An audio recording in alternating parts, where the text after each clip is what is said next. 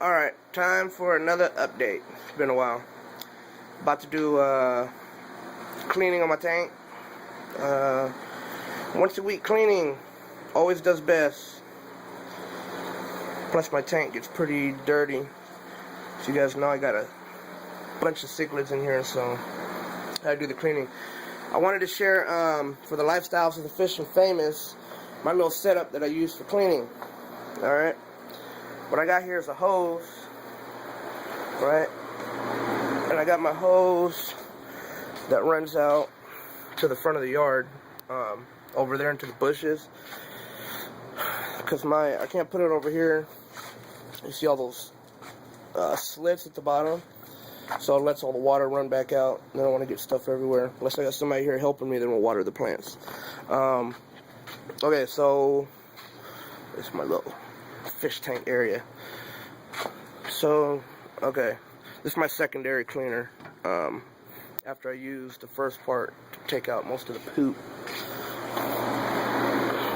So what I did was get some tubing. Electrical tape is your best friend.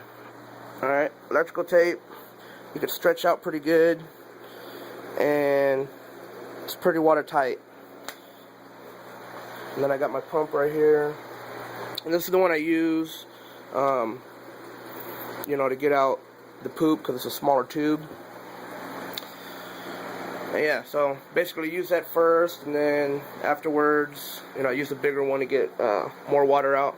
And generally on my tank's pretty old. I think it's getting on 2 years. I got a great bacterial colony going on in here, especially in all my lava rock. Okay, so what I do is I always do 50% water change weekly, and never had an issue. I've been doing that for over a year now.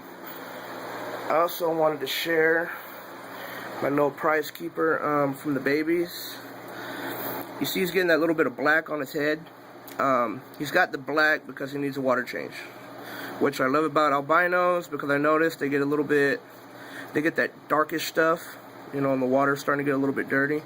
But this is my prize keeper that I kept when I sold all my baby flower horn. You guys see all the colors he's got. Beautiful colors. Doesn't have the biggest cock on his head, but it does have the best colors. And I just got him in my 18-gallon Eclipse. So I'm going to do a little bit of a change on him. Stays pretty clean since there's only one fish in there. And the other two that I had, which was an albino and another one of the baby flower horn, they're in here. I've seen them. They're doing fantastic. They're in here running around with the babies, which are everywhere, and you guys know that. Also, I've seen two of the Marlieri babies that were pretty big. I don't know if any of the other ones have survived, but if they are, they're in here. So generally what I do is I wait until some of the babies get bigger, probably until around this size, and every 2 months what I do is I move around the rocks. But if the babies are still small, I leave the rocky areas pretty much intact. I don't really change anything, but I got a lot of glare from the sun. I can't really see. But yeah, so probably next month what I'll do is move around the rocks again.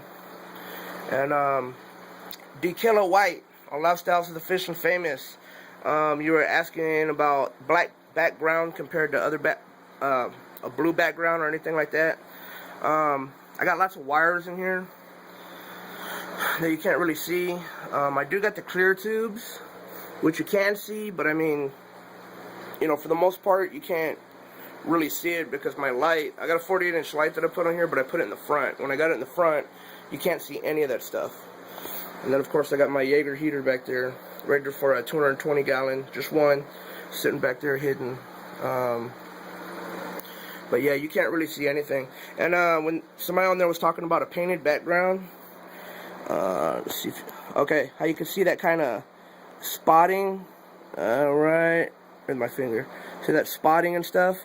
If you paint the background, you won't have that spotting.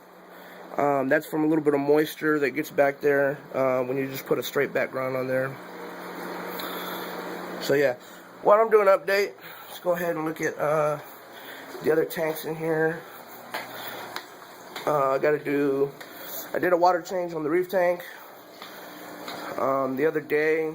so I'm pretty good on here. I need to buy some more salt. I ran out of salt, so I couldn't fill it all the way back up. But this one, the salinity is getting a little bit high. So what I'm going to do is take some water out, so I ain't got no salt right now, and replace some to get the salinity back with some regular water. And everybody in here is still doing great. My big ass lionfish. And this one, by the way, for D-Killer, I wanted to go with a blue background because I got the white in here. But I don't know, you know, because I got a lot of stuff in here, you know, that you can see wires and everything. So I'm still thinking about going black with that. Also, for you guys on Lifestyles of the Fish and Famous, I need some help identifying some stuff. Like I got these, I believe they're polyps, and they look like grass. That's kind of shitty quality right now. If you guys can help me name that. Forgot what the name of them are. My feather duster's doing good. That one's hiding for a while. He finally came back out. Kenya trees, they're starting to recover a bit. They were slumping over for a good while. My zinnias are doing great.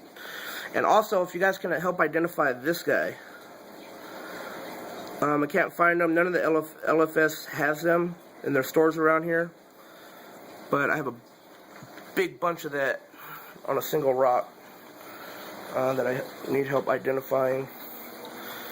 And these stupid starfish, which I've been popping out and putting them in the other tank,